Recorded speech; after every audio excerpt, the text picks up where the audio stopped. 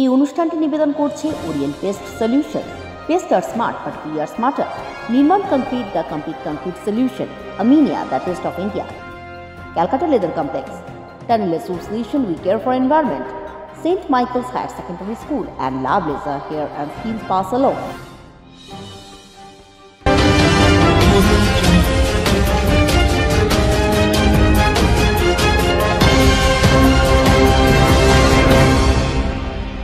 বৃহস্পতিবার একাধিক বাজার পরিদর্শনে যান মুখ্যমন্ত্রী মমতা বন্দ্যোপাধ্যায়। পুলিশ কমিশনার অনুজ শর্মাকে নিয়ে পোস্তা, জানবাজার, তারাতলা, লেক মার্কেট, গড়িয়াহাট সহ শহরের একাধিক বাজার পরিদর্শন করলেন তিনি। সাধারণ মানুষের যাতে সমস্যা না হয় তার জন্য বাজার খুলে রাখার নির্দেশ দেন। বাজার খোলার বিষয়ে অভিযোগ এসেছিল, ভোগান্তির শিকার হচ্ছেন ক্রেতারা। ফলে গতকাল নবান্ন থেকে সবজির বাজার খুলতে বাধা না দেওয়ার নির্দেশ দেন তিনি। বিকেল 5টা পর্যন্ত বাজার খোলা রাখার নির্দেশ দিয়েছেন। 5 জন মানুষের বেশি যাতে বাজারে ভিড় না হয় সেজন্য দোকানের সামনে লক্ষণ রেখার নির্দেশ দেন। কিভাবে সেই রেখা কাটতে হবে তাও তিনি দেখিয়ে দেন। धर्मशाला को बोल दो, ये लोग रात में उधर में रहेगा और आप लोग खाना का बंदोबस्त वहाँ में कर दो। मैडम वहाँ पे बुकिंग कर दी है। मैडम आज सुबह में ही मैडम वहाँ पे ही थे और मैम वहाँ पे अभी सारा खाना का व्यवस्था की है। मैडम जाके गैस पर सारा राशन पानी अभी हम लोग मैम लेकर आए हैं और मैम वहाँ पे बुकिंग कर दिए हैं और सारा कोई सोची बात है नहीं मैडम, हम लोग लोकल। अच्छा, आप लोगों ने किया? अच्छा, ऐसा देखो और सब जगह तुम बोलो, और जगह में जितना भी धर्मशाला है वो लोकल मार्केट के लिए धर्मशाला में रहेगा और धर्मशाला में उसको खाना का बंदोबस्त करना है। धर्मशालाয় খাবার বন্দোবস্ত করবো, দাঁড়িয়ে কোনো বিস্কুট আগুন আসছে मैडम सुबह में मान लो मैडम वहाँ पे खाना भी डिस्ट्रीब्यूट करवाना है और यहाँ से लोग तो मैडम जाके अवेयरनेस भी फैलवाएंगे। ऑटो में आज भी बुलवाएंगे मैडम कि जिसको अगर रहने का असुविधा है या खाने पीने का तुम लोग एक काम करो, सबको समझाओ, रास्ता में मिल जाएगा, वो लोग धर्मशाला में जाके रहेगा, ठीक है?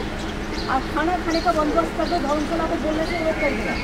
लेकिन तुम्हारा दुकान सुबह से 5 बजे तक खुला रहेगा।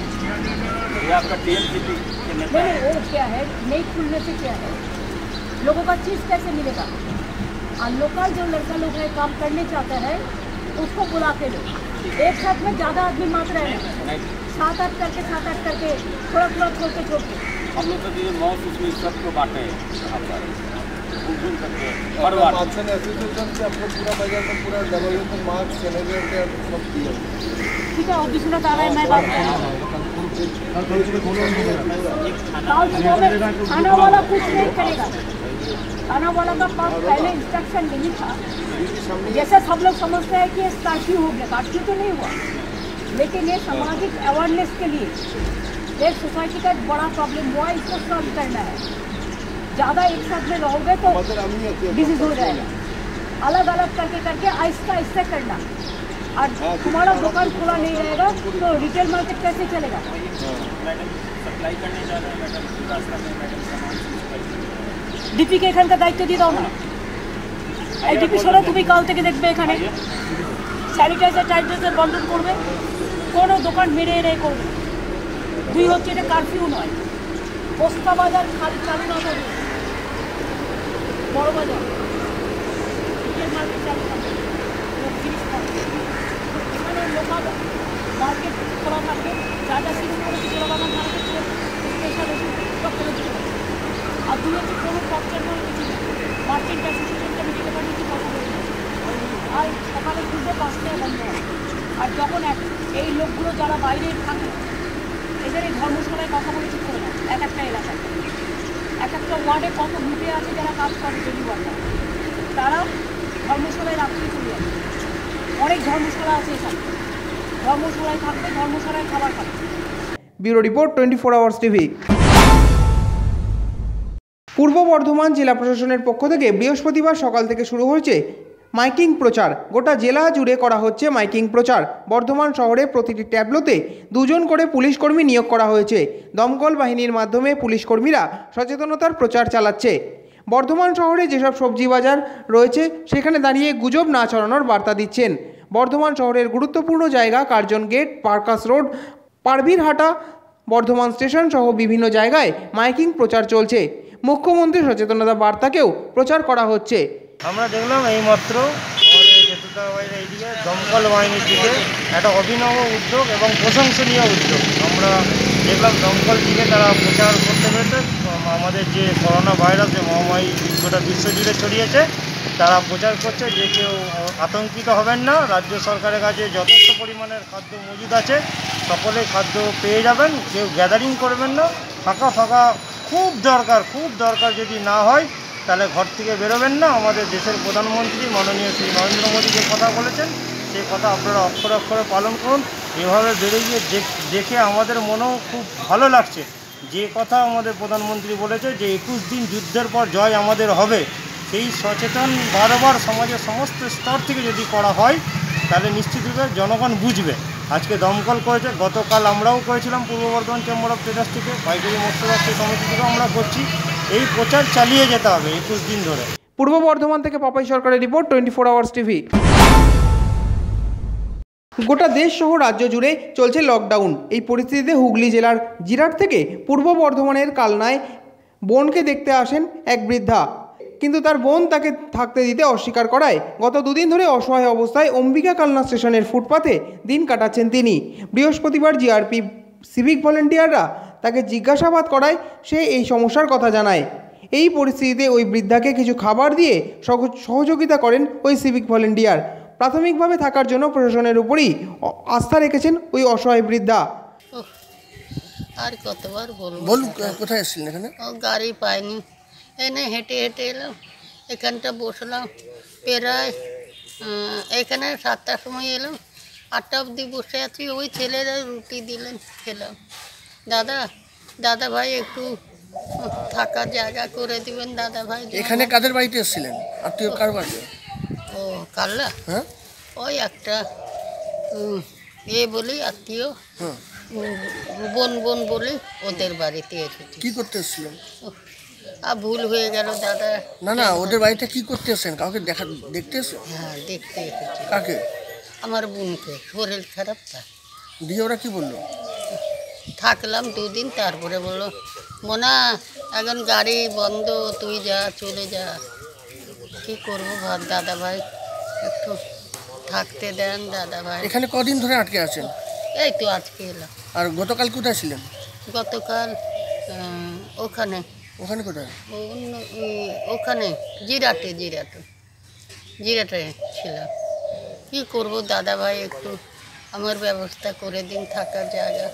জিরাটে কে আছে? ওই জিরাটে একটা ওখানে থাকতাম, আত্মীয় না, অন্য লোক বাড়ি থাকতাম। এখানে কাদের কাছে এসেছিলেন? নাম কি ওদের, যাদের বাড়িতে এসেছিলেন? ওদের নাম কালনাতে যাকে দেখতে এলেন, ও তো নামটাও তো জানি না। ভারতী না কি বলেন? ওটা তো আমার নামের কথা বলো। হ্যাঁ, যাদের বাড়িতে এসেছেন তাদের নাম কি? ও তাদের তো নাম জানি না দাদা। কি এখানে দেখলেন আপনারা? আমরা তো এখানে কন্টিনিউ ডিউটি করছি, এমনি তো শুনশান এলাকা, টেনশন কিছুই চলছে না দেখছেন তো, দোকানপাটও কিছু খোলা নেই, উনি বসে রয়েছে। অসহায় মানুষ এসছে, অসহায় একটা রুগীকে দেখতে এসছে, সেখানে ঢুকতে দিচ্ছে না, উনি স্টেশনেই রয়েছে, বাড়ি যেতে পারছেন না। দোকানপাট বন্ধ, আমাদের কাছে যা ছিল আমরা ওনাকে কিছু খেতে দিয়ে সাহায্য করেছি, কিন্তু এখন ওনাকে যদি কিছু একটু অসহায় কিছু ব্যবস্থা যদি করে দেওয়া যায় তাহলে খুব উপকৃত হতো, কারণ আমরা তো ডিউটির মধ্যে আছি, আমরা ডিউটি করতে করতে আবার অন্য জায়গায় হয়তো যেতে হতে পারে। এরকম একটা পেরেছি সেটুকুনি ওনাকে সাহায্য করেছি। এরকম একটা সমস্যার মধ্যে পড়বে মানুষ, কোনোদিন ভেবেছিলেন? বা না, কোনোদিন এরকম পরিস্থিতির মধ্যে দিয়ে পড়ে ভাবিনি, আমাদেরও দেখা জীবনে এই প্রথম এরকম দেখছি। পুরো শুনশান এলাকা, খাবার দোকান পর্যন্ত নেই যে কাউকে কিছু কিনেও দেবো যে একটুখানি সাহায্য করব। নিজের টিফিনের? না, আমরাও নিজেরা এখনো টিফিন করতে পারিনি, আমরাও আছি, ডিউটি চলছে, ডিউটি শেষ না। বর্ধমান থেকে পাপাই সরকারের রিপোর্ট, 24 আওয়ার্স টিভি। নদিয়া জেলা স্বাস্থ্য দপ্তরের পক্ষ থেকে গতকাল এক সাংবাদিক বৈঠকে নদিয়া জেলার CMOH2 এর পক্ষ থেকে জানানো হয়, করোনার জন্য ইতিমধ্যে ভারত বাংলাদেশ যাতায়াতকারী বর্ডার সিল করে দেওয়া হয়েছে। সাংবাদিক বৈঠকে অধিকর্তা জানান, সমাধান আমাদের কিছুটা হয়েছে। গতকাল আমাদের স্টেট থেকে কিছু সাপ্লাই দিয়েছে, 400 মতো আমাদের সাপ্লাই দিয়েছে পিপি, আমরা ওটা হাতে পেয়ে গেছি। আমাদের যে সেন্টারগুলোতে পিপির অভাব ছিল, N95 মাস্কের অভাব ছিল, সেইগুলো আপাতত আমাদের অনেকটা সমাধান হয়েছে। ভবিষ্যতে আরও দেওয়া হবে সেরকম একটা লিস্ট আমাদের হাতে এসেছে। আমাদেরকে হয়তো আগামী কালকেও গাড়ি পাঠিয়ে ওটা রিসিভ করাতে হবে। না, এই রকমের কিছু স্পেসিফিক কিছু এরকম পাওয়া যায়নি। আমাদের কিউআরটি মুভ করেছিল, কিউআরটি দেখেছে যে ওটা মানে সাধারণ হিস্ট্রি, কোভিডের সাথে কোনো রিলেশন নেই। আচ্ছা, সেই জন্য আমরা সেইভাবে হোম কোয়ারেন্টাইনে তাকে রাখতে সাজেশন দিয়েছি। না, এটা সম্পূর্ণরূপে একটা গুজব রটানো হচ্ছে সোশ্যাল মিডিয়ায়, কিছু মানুষ এটা করছে, মানুষকে বিভ্রান্ত করছে। আমরা সেই জন্যই বললাম যে আপনাদের মাধ্যমে সঠিক খবরটা দেব। আমাদের জেলায় এখনও পর্যন্ত কোনো পজিটিভ কেস ধরা পড়েনি। কোয়ারেন্টাইনে এখনও পর্যন্ত 4050 জনকে ট্রেস করছি। আমরা টেলিফোনের মাধ্যমে ফোন করে তাদের শারীরিক অবস্থার খোঁজখবর নিচ্ছি। গেদে বর্ডারে আমাদের স্ক্রিনিংটা এখন বন্ধ আছে, যেহেতু ইন্টারন্যাশনাল বর্ডার সম্পূর্ণভাবে ক্লোজ করা হয়েছে, মানুষের চলাচল আর নেই।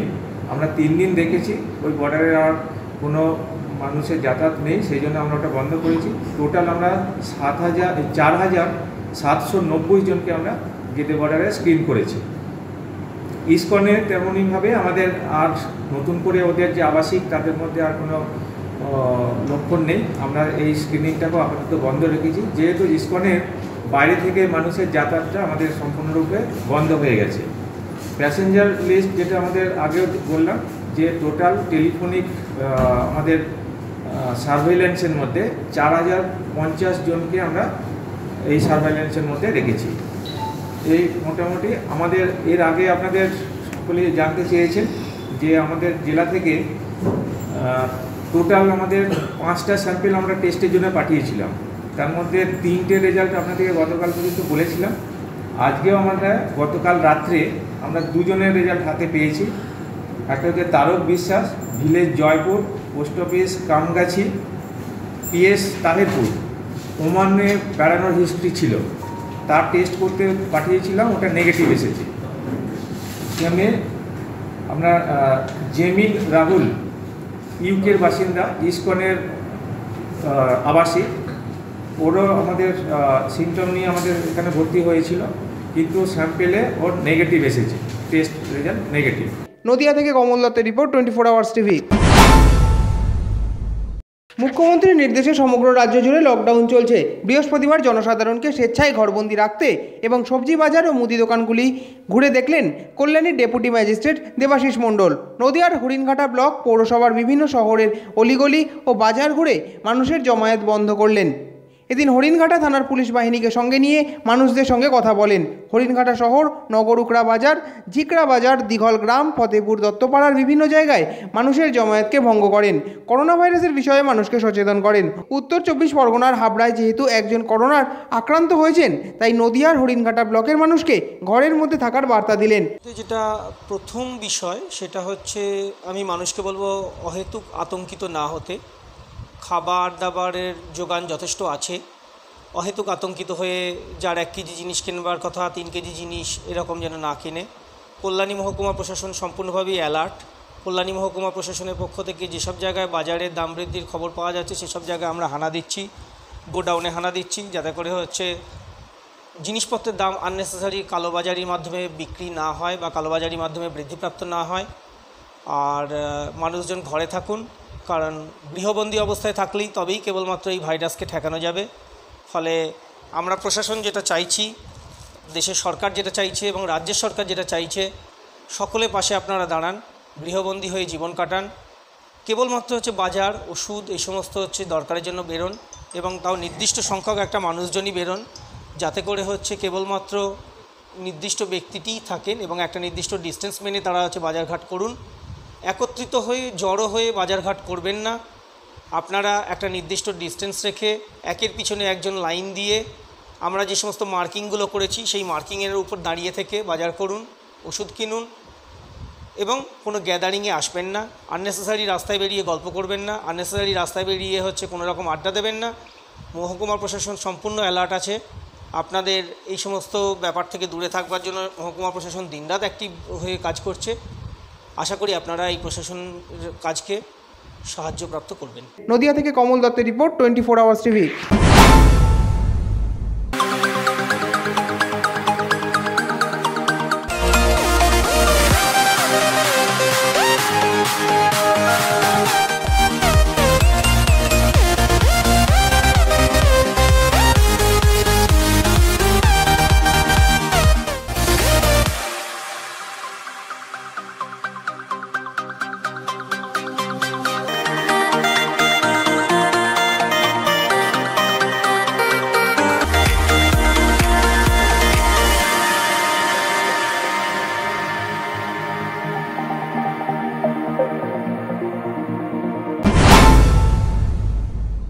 লকডাউনের চতুর্থ দিনে জরুরি পরিষেবা ছাড়া শহরের রাস্তাঘাটে চোখে পড়ল পুলিশি নিরাপত্তা। লকডাউনকে উপেক্ষা করে মানুষ রাস্তায় নামলেও বৃহস্পতিবার পুলিশি নিরাপত্তা জোরদার করায় মানুষ পথে নামেননি। গত দুদিনে প্রায় 450 জনকে গ্রেপ্তার করা হয়েছে বলে সূত্রের খবর। গতকাল সল্টলেকে এক তরুণীর অভব্য আচরণ করে। বৃহস্পতিবার তেমন কোনো অপ্রীতিকর ঘটনা যাতে না ঘটে সেই দিকে নজর ছিল প্রশাসনের পক্ষ থেকে। এর পাশাপাশি হাওড়া স্টেশন চত্বরে 24 আওয়ার্স টিভির ক্যামেরায় যে চিত্র ধরা পড়ল তাতে কার্যত ফাঁকা রয়েছে হাওড়া স্টেশন।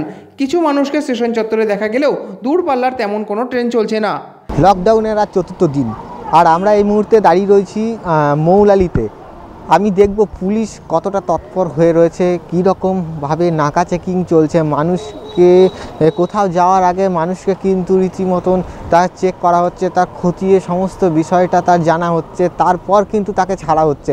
আমি এই মুহূর্তে আমার ক্যামেরা পার্সনকে দেখাতে বলবো আমার ঠিক পাশের ছবি, পুলিশ কীরকমভাবে তৎপর রয়েছে, পুলিশ তার কীরকমভাবে তাদের কাজ পালন করছে।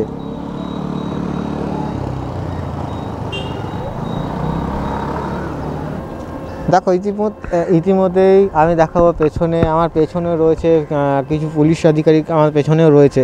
তারা কিন্তু খুব তৎপরভাবে কাজ করছে। আর আমার ঠিক সামনের দিকটায়, আর আমার ক্যামেরা পার্সনকে বলবো আমার ঠিক সামনের দিকটায় একবার দেখানোর জন্য। সামনে কিন্তু হসপিটাল রয়েছে, তার জন্য কিন্তু আরও বেশি করে তারা তৎপর হয়ে রয়েছে যাতে কোনো রকম কোনো অসুস্থ ব্যক্তি যদি আসে তাদেরকে কোনো রকম সম্মুখীন রাস্তার ঝঞ্ঝটের কোনো সম্মুখীন না হতে হয়। সমস্ত রকম তারা কিন্তু প্রচেষ্টা চালিয়ে যাচ্ছে এবং সাধারণ মানুষ যাতে বুঝতে পারে তার জন্য কিন্তু রীতিমতো তারা কড়া পদক্ষেপ নিচ্ছে। আমরা যেমনটা ঠিক কাল দেখিয়েছিলাম সল্টলেকের, আমরা যেমনটা দেখিয়েছিলাম কালকে সল্টলেকে ঠিক কী ঘটেছিল এক পুলিশ আধিকারিকের সঙ্গে, সেই নিয়েও কিন্তু ওনারা আজ বিশেষ করে আজকের দিনটার জন্য খুব তৎপর হয়ে রয়েছে। আমরা দেখতে পাচ্ছি বিভিন্ন পুলিশ, লেডিস পুলিশ কনস্টেবলকেও নামানো হয়েছে। আমার সব দিকে যেমন পুরুষরা রয়েছে সেরকম কিন্তু লেডিস কনস্টেবলও রয়েছে। আমি দেখাতে বলবো আমার ক্যামেরা পার্সনকে হাওড়া চত্বরে। আমরা আজকে রয়েছে হাওড়া চত্বরে। হাওড়াতে বিভিন্ন দিন লকডাউন ছাড়াও কিন্তু বিভিন্ন দিন যে পরিমাণের ভিড় থাকে, যে পরিমাণ জমায়েত থাকে, মানুষ কিন্তু রীতিমতো খাপকি খায় সেই হাওড়া স্টেশন থেকে বেরোনোর জন্য। কিন্তু আজ দেখতে পাচ্ছেন হাওড়া স্টেশন, আমি দেখাবো কিছু মেডিকেল যারা কর্মী রয়েছে, মেডিকেলের কর্মীরা রয়েছেন, তাদের কিন্তু স্পেশাল কিছু ট্রেন করা আছে। এবার সেই ট্রেনেই ওনারা যাবেন এবং এই মেডিকেল ওনাদের জন্য মেডিকেল স্পেশাল ট্রেন করা আছে। এবার আমি রয়েছে আমার সঙ্গে কিছু স্টাফরা রয়েছে, তাদের সঙ্গে একটু কথা বলে নেওয়ার চেষ্টা করব। দাদা, আপনি কি মেডিকেল স্টাফ? আপনাদের আমি ন্যাশনাল মেডিকেল কলেজের স্টাফ। আমরা সকাল 6টায় যে বর্ধমান মেল লোকালটা ছাড়ছে বর্ধমান থেকে, সেটায় আসছি। আর হাওড়া থেকে সন্ধ্যে 6টায় যে ট্রেনটা স্পেশাল ট্রেন মেডিকেল এবং রেলের স্টাফেদের জন্য স্পেশালি রেল যে ব্যবস্থা করেছেন তার জন্য রেলকে আগে ধন্যবাদ জানাই। তারপর বলছি আমরা সন্ধ্যে 6টার ট্রেনটায় ফিরছি। এবং এখন আমাদের পুলিশ পার্সন এবং সিকিউরিটি পার্সন প্রচুর হেল্প করছে। এখান থেকে কোনো বাস নেই, কিন্তু পুলিশ পার্সন আমার অফিসের মানে পাকসার কাছ থেকে হাওড়া ব্রিজ অবধি নামিয়ে দিয়ে গেছেন এই মাত্র একজন পুলিশ, জোড়াসাঁকো থানার স্টাফ। এবং সকালেও আমরা এইভাবেই যাচ্ছি আসছি, কারণ সার্ভিসটা তো আমাদের দিতে হবে, সেই জন্য। আজ থেকে রাজ্য পরিবহন বাসের তরফ থেকে জানানো হয়েছে যে কিছু কিছু বাস চলবে, মানে অ্যাভেলেবেল কিছুটা পরিমাণের হয়েছে। এটা নিয়ে আপনি কি বলবেন? যদি আমাদের মতো পার্সনের জন্য দেয় তাহলে আমরা তো পাবলিকের সার্ভিসের জন্য তৈরি, পাবলিকের সার্ভিস দিতে। যদি দেয় তাহলে সরকারকে খুব ধন্যবাদ জানাবো, ভালো বলবো, যাতে আমাদের সুবিধা হয়, আমরা সময় মতো অফিসে পৌঁছতে পারি এবং অফিস থেকে ফিরতে পারি। এবং আমি আমার ক্যামেরা পার্সনকে দেখাতে বলবো হাওড়া স্টেশনের ছবিটা। পুলিশ কিন্তু চারিদিক থেকে সচেতনতা বজিয়ে রেখেছে। এবং যখন স্টেশনের ভেতরে যখন ঢোকানো হচ্ছে তার বডি টেম্পারেচার থেকে শুরু করে সর্বত্র তার ব্যবস্থা নিয়ে তাকে ঢোকানো হচ্ছে। ক্যামেরায় সাদ্দাম হোসেনের সঙ্গে শোভন রায়ের রিপোর্ট। বাগুইআটির অন্তর্গত গৌতমপাড়ায় ইন্ডিয়ান গ্যাস অফিসের সামনে সময় মতো গ্যাস বুকিং থাকা সত্ত্বেও বাড়িতে সময় মতো গ্যাস পৌঁছাচ্ছে না। ফলে দুর্দিনে রাস্তায় দাঁড়িয়ে অপেক্ষা করতে হচ্ছে গ্রাহকদের। এ বিষয়ে উত্তরণ গ্যাস সার্ভিসের পক্ষ থেকে জানানো হয় তাদের পর্যাপ্ত স্টাফ না থাকায় হোম ডেলিভারি দিতে পারছে না। এই নিয়ে বেশ উত্তেজনা ছড়ায় গ্রাহকদের মধ্যে। আমাদের উত্তরণ গ্যাস সার্ভিসের আন্ডারে আছি, তো আমরা গ্যাস লিখেছি প্রায় 12 দিন হয়ে গেছে অলরেডি, কিন্তু স্লিপ আসছে না, কোনো রকম এসএমএসও আসছে না, যার কারণে আমাদের গ্যাস অলরেডি শেষ হয়ে গেল 5 দিন। বুকিং কতদিন আগে করেছেন? হয়ে গেছে প্রায় 12 দিন, ঠিক আছে। এখন এই মুহূর্তে গ্যাস অফিসে ফোন করলে বলছে গ্যাস সার্ভিসের ছেলেরা আসছে না, কিন্তু যারা থাকে লোকালি সব সাইকেল নিয়ে আসা যায়। এই যে গ্যাস অফিসের সামনে এই যে গ্যাদারিং দেখতে পাচ্ছি আমরা, এর মূল কারণটা কি মনে হয় আপনার? এই কারণে আমরা গ্যাস সাপ্লাই নেই, বাড়িতে গ্যাস পৌঁছাচ্ছে না, যার জন্য মানুষ খেতে না পারলে কি করবে, বাধ্য হচ্ছে। বাচ্চারা রয়েছে, বাচ্চারা আছে, তাদের খাওয়া দাওয়া কিছু চলছে না। এই মুহূর্তে কাঠ, কজনের বাড়িতে কাঠ আছে, সে কাঠ জ্বালিয়ে রান্না করে বাধ্য হচ্ছে কনজাস্টেড হতে। আপনারা এই অফিসে জানিয়েছেন, তাদের বক্তব্য কি? জানালে যে ভাড়ে ওরা কাজ করছে তাদের হাতে কোনো স্পিড নেই, একটা লাইনে বুকিং করে। তাদের কি পর্যাপ্ত স্টাফ আছে? পর্যাপ্ত স্টাফ আমি দেখছি না, যদি থাকতো তাহলে এই পরিস্থিতি তৈরি হতো না। আর যে এই যে লাইনটা তৈরি হয়েছে, অফিসে জানালে তাদের বক্তব্য কি? আমাদের এই বক্তব্য as soon as possible যদি ওরা গ্যাস সার্ভিসের ছেলেদের ইমিডিয়েট যেন আমরা দীর্ঘ সময় ধরে ডেলিভারি করে যাদেরকে ফোন করা হচ্ছে তাদের সব সার্ভিস বন্ধ, সুইচ অফ, নট সার্ভিস মোডে রেখে দিয়েছে মোবাইল, যাতে আমাদের কোনো কল তাদের কাছে গিয়ে না যায়। বিধাননগর থেকে অনির্বাণ দত্তের রিপোর্ট, 24 আওয়ার্স টিভি। লকডাউনের পাশাপাশি সোশ্যাল ডিস্টেন্সিংয়ের উপর জোর দেওয়া হচ্ছে করোনা ভাইরাসের মোকাবিলায়। প্রশাসনের পক্ষ থেকে শহরের বহু জায়গায় দেখা মিলল সেই চিত্র। বিধাননগর মিউনিসিপ্যাল কর্পোরেশনের 7 নম্বর ওয়ার্ডে পৌর প্রতিনিধি দেবরাজ চক্রবর্তী তত্ত্বাবধানে ওষুধ ও মুদিখানার দোকানগুলিতে ক্রেতাদের দূরত্ব বজায়ের জন্য চক মার্কিং করা হলো। বিধাননগর থেকে Anirban Dutta report, 24 hours TV.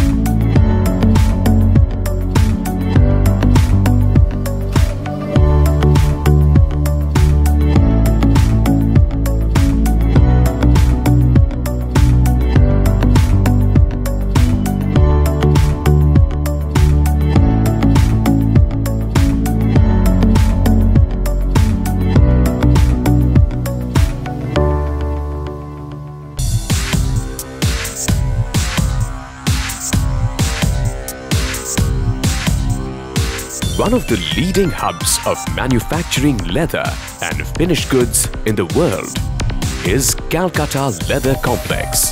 Calcutta Leather Complex is Asia's largest leather complex. Look no further. Come to Calcutta Leather Complex.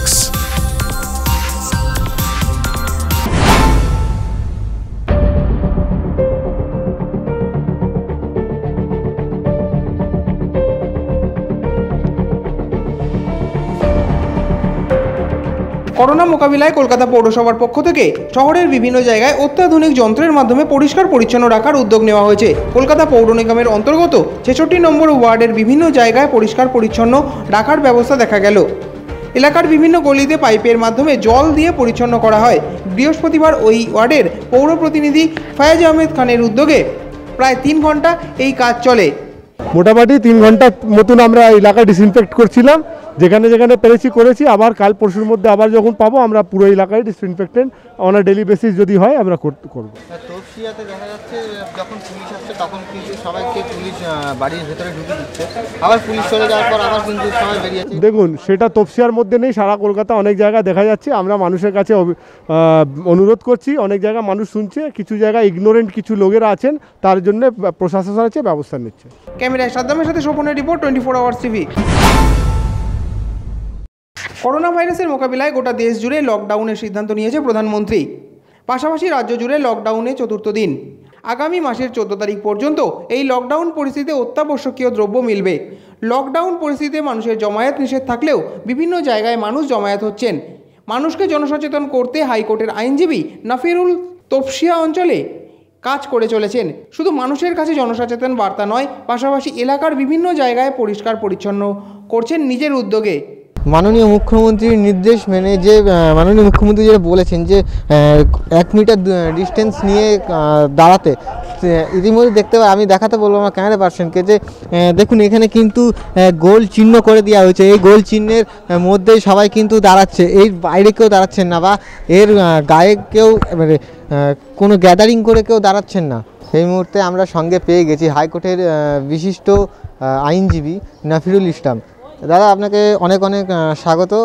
প্রথমত জিজ্ঞাসা করবো যে প্রধানমন্ত্রী নরেন্দ্র মোদী যে এই 31 তারিখ অবধি বাড়িয়ে এটাকে আরও 21 দিন করে দেওয়া হয়েছে, মানে 3 সপ্তাহ করে দেওয়া হয়েছে, এটা নিয়ে আপনি কি মানে কতটা মনে হচ্ছে যে 21 দিন যদি বাড়িবন্দি থাকা হয় তাহলে কতটা মানুষ সুরক্ষাতে থাকতে পারে বা কতটা প্রতিরোধ করা যাবে এই যে করোনা ভাইরাসকে? সবথেকে আগে আমি বলতে চাই আমাদের প্রধানমন্ত্রী আর মাননীয় আমাদের রাজ্য সরকারের মুখ্যমন্ত্রী দুজনকেই ধন্যবাদ দিতে চাই যে ওনারা খুব ভালো একটা ডিসিশন নিয়েছেন যে পুরো ভারতবর্ষে 21 দিনের জন্য লকডাউন হবে। এই লকডাউনের কারণটা হলো যেভাবে এই মহামারীটা চায়না থেকে শুরু করে বিশেষ করে ইটালিতে যে অবস্থা হয়েছে আমরা দেখতে পাচ্ছি বা স্পেনে চায়না থেকে বেশি লোক মারা গেছেন। এই মহামারী আস্তে আস্তে করে আমাদের দেশে যে চলে আসে, আজ পর্যন্ত 14 জন মারা গেছে, প্রায় 650 জন এখনও সিরিয়াস কন্ডিশনে আছে। যে খবর আমরা পেয়েছি সেটা সবথেকে দুঃখ খবর যে এই লকডাউন অ্যানাউন্সমেন্টের পর এখনও মানুষ জেগে ওঠেনি। মানুষ এখনও রাস্তায় দাঁড়িয়ে আছে, ঘুরে বেড়াচ্ছে। মানে আমরা কোন যুগে চলে এসেছি সেটা আমরা নিজেও ভাবতে পারছি না। আমাদের নিজের মধ্যে অনেক লড়াই হতে পারে, কিন্তু সেটা আমরা পরে সামলে নেব যখন আমরা বেঁচে থাকব। এখন আমাদের একটাই সিদ্ধান্ত যেটা আমাদের প্রধানমন্ত্রী নিয়েছেন যে 21 দিনের লকডাউন করে সমস্ত লোকজন ভারতের নাগরিক বাড়িতে থাকবেন, কিন্তু তার জন্যে যে সমস্ত এমার্জেন্সি সেবাগুলো আছে, খাওয়া দাওয়া, বিশেষ করে ওষুধের ব্যবস্থা, হাসপাতাল, এই সব সেবা, এলপিজি সিলিন্ডার, এই সব সেবা চালু থাকবে। কিন্তু মানুষকে মানুষের হিসাবে এই চিন্তা ভাবনা করে থাকতে হবে যে আমরা আগে মানুষ, তারপরে যে কোনো ধর্মে আমাদের জন্ম হয়েছে, ধর্মকে এক জায়গায় রেখে মানুষের হিসাবে সবাইকে বোঝাতে হবে যে সুন্দরভাবে সুষ্ঠুভাবে বাড়িতে থাকুন আর এই মহামারীটাকে কম কিভাবে করা যায় এই সিদ্ধান্তটা নিয়ে সবাইকে বোঝান। মানুষ এখনও পর্যন্ত কতটা সচেতন হতে পেরেছে? আমরা প্রায় দেখছি, সমস্ত জায়গায় দেখছি যে মানুষ কিন্তু পুলিশ লাঠিচার্জ করছে, তার সত্ত্বেও কিন্তু মানুষ ঠিক আবার বেরিয়ে পড়ছে। সেই দ্বিতীয় দিন কিন্তু আবার সে একই চিত্রে ধরা পড়ছে, বারংবার একই জিনিস। এটা কি বলবেন?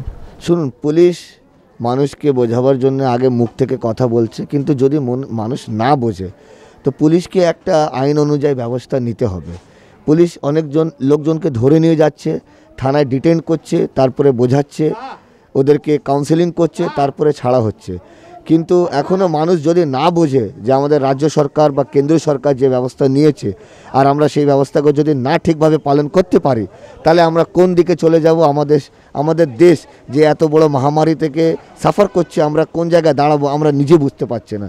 আমি এই চ্যানেলের মাধ্যমে সমস্ত ভারতীয় নাগরিককে একটাই অনুরোধ করব যে আপনারা সুন্দরভাবে সুস্থভাবে বাড়িতে থাকুন আর মানুষকে মানুষ হিসাবে সাহায্য করুন। যারা গরিব লোকজন আছে, যাদের কাছে কোনো খাওয়ার ব্যবস্থা নেই বা যারা ভিডিও আছেন তাদেরকে বিধবা ভাতা কিভাবে দিতে হবে বা যাদের স্বামী নেই, বাচ্চা নেই, রোজগারের কোনো ব্যবস্থা নেই, তাদেরকে আমি সরকারকে অনুরোধ করব, অ্যাপিল করব রাজ্য সরকারকে বিশেষ করে যে ওই লোকজনের জন্যে খাবার ব্যবস্থা করুন, যে খাবারটা ওনাদের কাছে ঠিকভাবে আমরা পৌঁছতে পারি। এই একটা আমার অ্যাপিল আছে রাজ্য সরকারকে। আর একটা অ্যাপিল যে এমার্জেন্সি সার্ভিস যেটা বিভিন্ন জায়গা বিভিন্ন জেলাতে ওনারা দিচ্ছেন, অন্য রাজ্য সরকার যেভাবে একটা ভাতা অ্যানাউন্স করেছেন, দিল্লি, পাঞ্জাব, কেরালা, যা 1000, 2000, 3000 টাকা যারা মানে লেবার স্টাফ যাদের রেজিস্ট্রেশন করা আছে লেবার ডিপার্টমেন্টে, যাদের কাট করা আছে তাদেরকে একটা ভাতা দেওয়া হচ্ছে, সেই রকম একটা ব্যবস্থা আমাদের রাজ্য সরকারও যদি নেয় ওদের জন্য সেটা খুবই ভালো হবে। আমি দেখতে পাচ্ছি যে আপনার এটা যতদূর সম্ভব আপনারই পুরো এলাকাটা আপনি দেখছেন, এই মুহূর্তে সমস্ত দোকান প্রায় বন্ধ। তা আপনারা কীরকমভাবে যে আপনার পুরো এলাকাটা কীরকমভাবে আপনারা দেখছেন? আমরা সমস্ত দোকানদারকে আমরা বলেছি ভাই দোকান খুলতে হবে, কিন্তু আইনের মধ্যে দোকানে ভিড় করবেন না। যেরকম আমাদের মাননীয় মুখ্যমন্ত্রী কালকে একটা নির্দেশ দিয়েছেন যে প্রত্যেক দোকানে যত লোকজন কাস্টমার যদি কেনাকাটা করতে যায় একটা 1 মিটারের গ্যাপ দিয়ে একটা সার্কেল করে ওখানে ওনাদেরকে দাঁড়াতে হবে। আর কোনো গ্যাদারিং করবেন না, গ্যাদারিং করলে এই ভাইরাসটা হয়তো এখন পর্যন্ত আমরা সেকেন্ড স্টেজে আছি, যদি থার্ড স্টেজ চলে আসে, যদি কমিউনিটি ট্রান্সফার শুরু হয়ে যায় তাহলে আমরা মানে খুব খারাপ কালে আমাদের দেশ চলে আসবে। সেই জন্যে রাজ্য সরকারও এটা সিদ্ধান্ত নিয়েছে, আমরা সেই সিদ্ধান্তকে পালন করার জন্যে আমি পুরো এলাকার দায়িত্ব, আমাদের সঙ্গে আরও লোকজন আছেন সোশ্যাল অ্যাক্টিভিটিস, আমাদের তারেক নিজান সাহেব আমাদের এলাকার সেক্রেটারি, উনি খুব ভালো কাজ করছেন, লোকদেরকে বোঝাচ্ছেন যে দোকানপাটে কায়দা করে দাঁড়ান, মুখে মাস্ক রাখুন, হাতে গ্লাভস রাখুন, এইসব সিদ্ধান্ত নিয়ে। আর লোকজনকে এটাও বোঝানো হচ্ছে, হয়তো আমরা যে কমিউনিটিতে থাকি অনেকেই জানেন যে 10 জনের পরিবার আছে কিন্তু 200 স্কোয়ার ফিটের ঘর, ওই ঘরে সারাদিন থাকা যাচ্ছে না। তো সেটা নিয়ে আমি যার কাছে নিজের বাড়ি আছে, নিজের বিল্ডিং আছে, নিজের ছাদ আছে, আমি একটা আপিল করতে চাই ওই ল্যান্ডলর্ডকে, ওই আমাদের নেবার্সকে, আমাদের পাশে যারা থাকেন, যে দয়া করে সমস্ত টেনেন্টকে যারা আপনাদের বিল্ডিংয়ে থাকছেন ওদেরকে একটু ছাদ ব্যবহার করার জায়গা দেবেন, ছাদে গেলে একটু খোলা হাওয়া পাবেন। কেন সারাদিন মানুষও একটু এই হয়ে যাচ্ছে যে আমাদেরকে বাড়িতে থাকতে হচ্ছে, জায়গা ছোট, এটা একটু কষ্টের ব্যাপার আছে, কিন্তু সেটা নিয়ে আমরা চিন্তা ভাবনা করতে পারি, কিন্তু আপাতত রেমেডি কারোর কাছে নেই। সেই রেমেডির জন্য আমি অনুরোধ করব আমাদের যত ল্যান্ডলর্ড আছে, যাদের নিজের বাড়ি আছে, ছাদ আছে বিল্ডিংয়ের উপরে, ওখানে ওদের একটু বসতে দিন, ওদেরকে একটু ঘুমাতে দিন, যে এই রকমের সমস্যাটা আমরা দূর করতে পারি। এখনও অবধি হাওড়া স্টেশনে কমপক্ষে 350 জন আটকে আছে, তারা আসাম যাওয়ার জন্য। তো তাদেরকে কি কোনো রকমভাবে সহযোগিতা করে আসাম পাঠানো হবে, না তাদের জন্য কলকাতা শহরে বা হাওড়ার মধ্যে কোথাও রাখা হবে সেফ জোনে? তার জন্য আমাদের মাননীয় মুখ্যমন্ত্রী ক্যাবিনেটে মিটিং ডেকেছেন, যে হাওড়া স্টেশনে যত লোকজন আছেন তাদেরকে আমরা আসাম কিভাবে পাঠাতে পারবো, এই সিদ্ধান্ত আজ থেকে কালের মধ্যে একটা ডিসিশন ক্যাবিনেট নেবেন। আর আমরা আশা করছি যে ওনারা ঘর থেকে দূর আছেন, ওনাদের জন্য একটা ভালো ব্যবস্থা করা হবে, এটাই আমাদের আশা। আমার নাম সৈয়দ নফরুল ইসলাম, আমি একজন আইনজীবী, তার সাথে আমি একজন সামাজিক কার্যকর্তা, সোশ্যাল অ্যাক্টিভিস্ট।